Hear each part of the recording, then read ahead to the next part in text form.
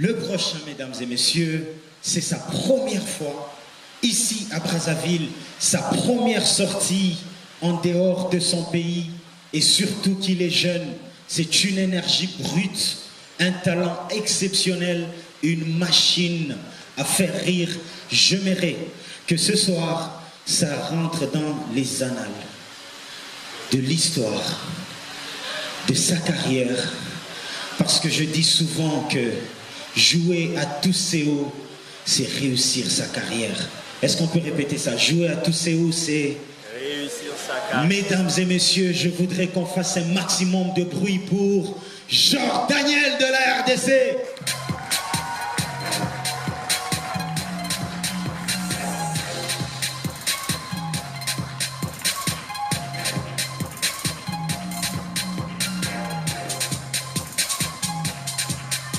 Bonsoir tous, est-ce que vous allez bien? Super. Je me présente pour tous ceux qui ne me connaissent pas. Je m'appelle Jordaniel, comme on vous l'a dit. Je viens de l'autre Congo. Je tiens à préciser sur mon prénom. Mon prénom, c'est Jordaniel. Et c'est un prénom spécial. Mon prénom, il est spécial puisqu'il contient une lettre spéciale. La lettre J. Je vous explique. La lettre J, elle est spéciale parce que c'est la seule lettre de l'alphabet français qui ne figure pas dans les tableaux périodiques. Ouais, si vous ne croyez pas, allez vérifier, je m'en fiche. Et à part tout ça, la lettre J, elle est spéciale parce qu'elle n'existait pas en lingala.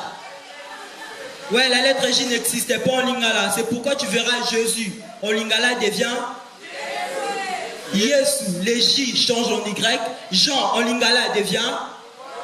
Les J changent en Y. Même l'équipe de l'Italie, la Juventus en lingala devient. Donc ça n'existait pas en lingala, tu vois. Et à part tout ça, la lettre J est une lettre historique. Vous voulez de preuves?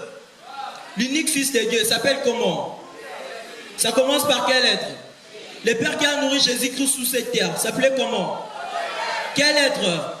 Le Père de Jésus, Joseph, venait de quelle ville?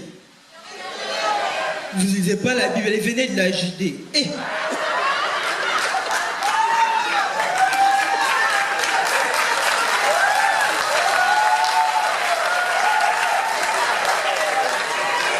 Le Père qui a nourri Jésus-Christ venait de la Judée. Quelle lettre?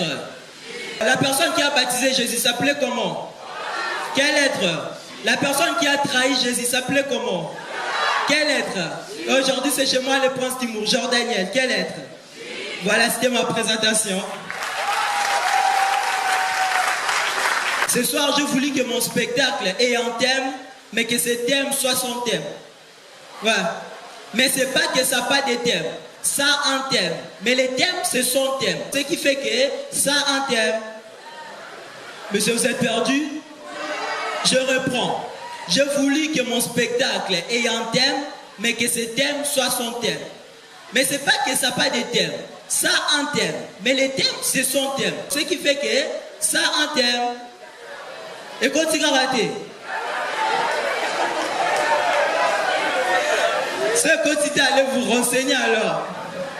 Vous savez, récemment, ça m'est arrivé de me renseigner auprès d'un professeur de maths. Je vous jure, j'étais dans la merde au cube.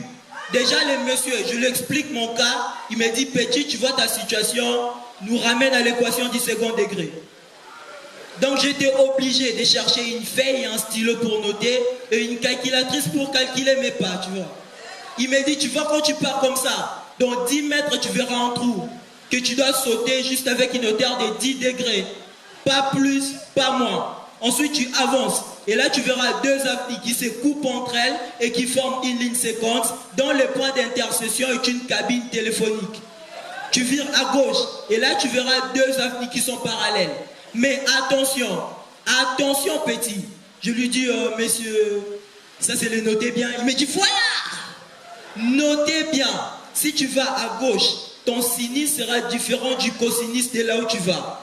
Mais tandis que si tu vas à droite, et si nous appliquons la règle d'étale et les propriétés de Pythagore, de telle sorte que si et seulement si ta tangente sera la cotangente de là où tu vas. Bonne goutte mon fils. Je ne pouvais pas lui en vouloir puisque selon lui, il m'a renseigné. Or que pour moi, c'était une interrogation surprise.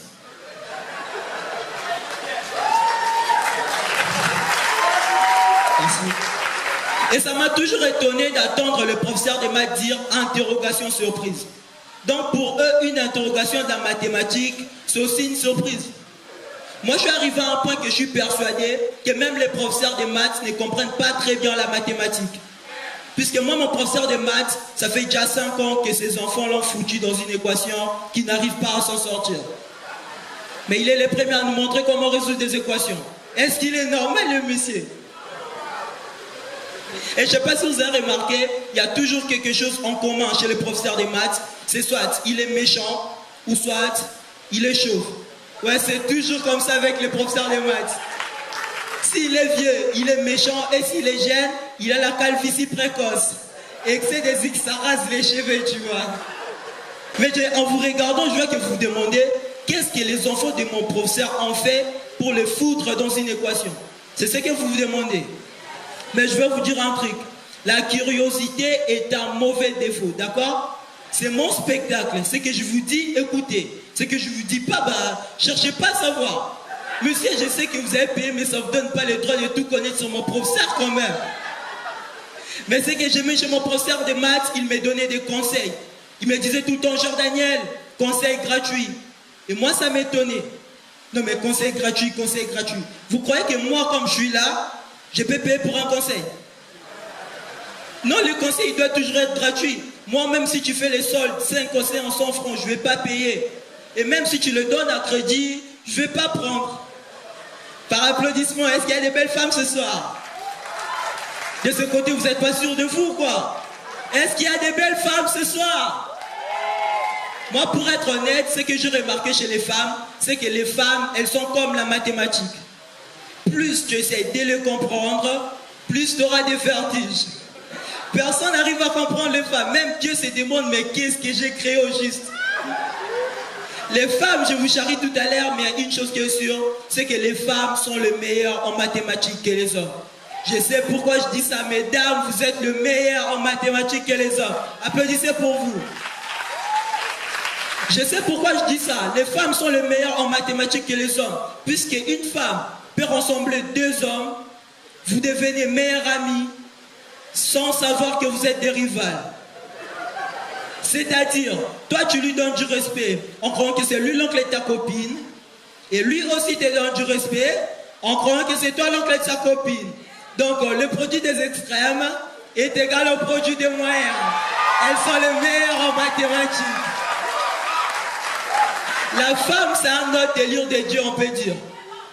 Et écologiquement parlant, on peut dire qu'il n'y a pas très grande différence entre une femme vierge et un éléphant. Puisqu'un éléphant n'oublie jamais l'auteur de sa blessure. Et une femme vierge aussi n'oublie jamais l'auteur de sa blessure. Les pervers ont compris. En parlant de l'écologie, je ne sais pas si vous êtes déjà tombé sur ce message qui dit « Ensemble, sauvons la planète ». Mais ensemble, avec qui? C'est ça la question. Non, si je comprends bien, vous m'intégrez dans un groupe de super-héros sans pour autant avoir mon fait faire. C'est quoi le délire? C'est avec quel corps je vais sauver la planète? Faut arrêter avec ces genres de messages. Mon père m'a envoyé un message en me disant « Fiston, je m'inquiète. Puisque je fais les calculs, et si nous continuons avec cette allure, dans moins de 80 ans, il n'y aura plus de planète. » Je lui ai répondu, Père, t'inquiète, puisque moi aussi j'ai fait les calculs, et si tu continues comme ça, dans moins de 2 ans, sur ta tombe ne marquera jamais dans nos cœurs. Sérieux? Mon père, il est trop investi sur le gouvernement. C'est vrai que c'est bien, mais trop suivre les gouvernements, ça risque de te tuer. Hein? Regarde. Le gouvernement est les premiers à nous sensibiliser à l'écologie. De ne pas abattre les arbres, de ne pas abattre les animaux, de ne pas gaspiller de l'eau pour de n'importe quoi. On est d'accord? Mais ils sont les premiers à planter des fontaines partout dans les villes. Ça sert à quoi les fontaines au juste? La raison principale, c'est pour la beauté de nos villes. On est d'accord? Et nous les hommes, tant que des vrais patriotes, on a décidé aussi à contribuer à la beauté de nos villes. Les gars, vrai ou faux, quand nous allons pisser dans le rue, on crée des fontaines? Vrai ou faux? On crée des fontaines de plusieurs couleurs. Hein. On crée des fontaines en pâle, on crée des fontaines en jaune. Moi, j'ai déjà vu un gars créer une fontaine en rouge. Ouais, ça dépend juste de l'état de ta santé, tu vois.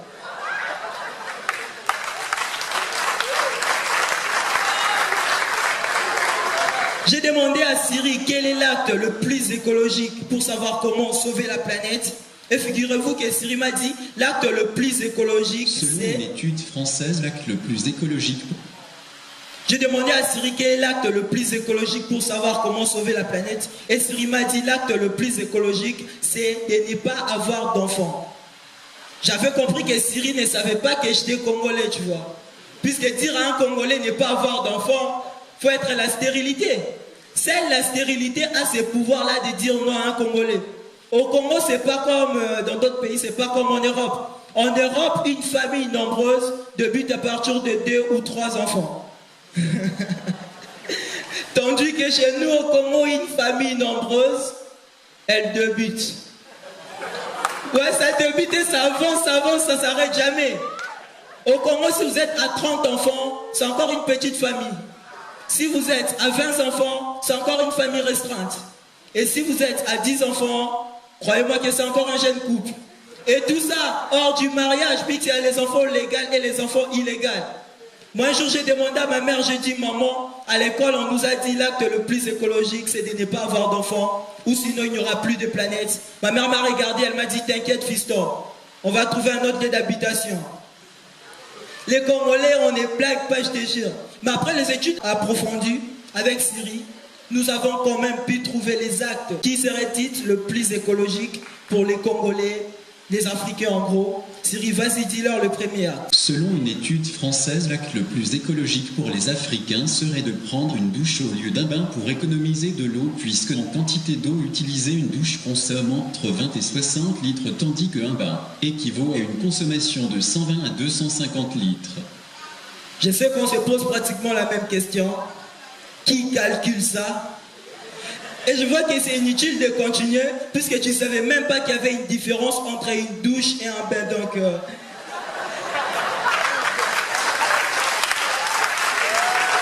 vous avez écouté, on a bien dit de prendre une seule douche chaque jour. Maintenant, les gens qui se lavent 3 fois par jour, c'est quoi votre problème?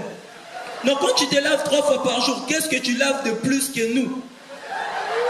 Quand tu te laves 3 fois par jour, tu laves quoi au juste? Le corps, l'âme, l'esprit ou comment? Faut m'expliquer. Ce que vous oubliez, c'est quoi? C'est que les humains, tels qu'on est là, il y a une théorie qui dit on est créé à base de la terre. Vous la connaissez? Les humains sont créés à base de la terre. Et toi, au fur et à mesure que tu te laves trop, tu te mouilles trop, quand tu vas fondre, il ne faut pas venir nous chercher, hein? Oh, je ne t'avais pas prévenu, je t'ai prévenu. Et le deuxième acte le plus écologique pour les Africains, vous n'allez peut-être pas me croire, mais Siri, vas-y, dis-leur. Les études françaises, le deuxième acte le plus écologique pour les Africains serait d'éviter de trop aller aux toilettes, puisque ça gaspille beaucoup d'eau. Là, c'est tout le monde qui est d'accord avec moi. Tu sais, il y a des gens, et quand ils rentrent aux toilettes, et bah, c'est l'agitation chez les mouches. Toutes les mouches sont contentes parce qu'ils savent que lui, il peut déposer une quantité de 10 personnes, tu vois.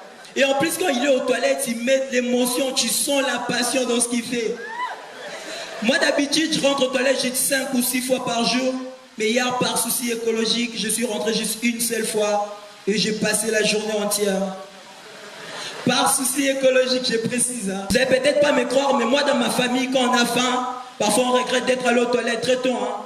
Fallait encore les conserver, tu vois. Moi, je kiffe trop manger. Mais contrairement à ma mère, pour elle, manger, c'est un grand travail.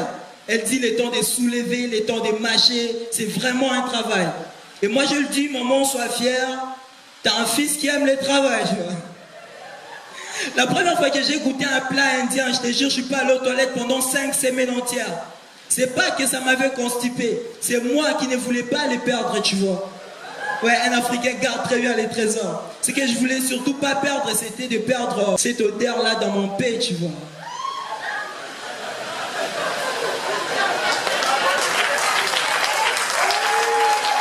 Et pour finir, j'ai fait quelques recherches sur les animaux aquatiques, puisqu'ils font aussi partie de l'écologie. Et figurez-vous que j'ai appris que le cœur d'une baleine est comparable à une petite voiture. Non mais c'est immense ça. Le cœur d'une baleine est comparable à une petite voiture. Imaginez maintenant un instant Vanessa en étant baleine. Juste un instant, j'ai pas toute la soirée, d'accord? Déjà, avec un cœur comme le poignet de main, on trouve toute une équipe de rugby. Et avec un cœur comme une voiture, moi je crois qu'il y aura de la place pour toute une planète. Hein. T'as peur que la planète disparaisse? T'inquiète, il y a l'écart d'évanescence, on va s'abriter. Il y a un proverbe congolais qui dit, le cœur d'une femme c'est un peu comme un bar. C'est toujours rempli. Mais si tu as de l'argent, on peut toujours te créer de l'espace, tu vois. J'ai demandé à ma sœur, j'ai dit, pourquoi un seul homme ne vous suffit pas? Vous savez, elle me donne une réponse et un exemple que je n'oublierai jamais. Elle me dit, Jordaniel, tu vois dans la vie, pour réussir... Attends, en fait... tu vois, dans la vie, pour réussir, il faut parfois être philosophe. Je vais te donner un exemple. Tu vois, dans le nom poisson, il y a 2 S. Et c'est ce qui fait que ça soit un aliment nutritif. Poisson. Si on essaye seulement d'enlever un S, ça devient carrément toxique. Poison. C'est pourquoi que les femmes là, ont choisi la vie de côté nutritive. N'est-ce pas les femmes? Bande d'arnaqueuses que vous êtes. Le prince, merci beaucoup.